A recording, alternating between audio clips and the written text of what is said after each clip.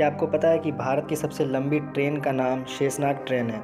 इस ट्रेन की कुल लंबाई 2.8 किलोमीटर है, जिसमें 251 डिब्बे लगे हुए हैं।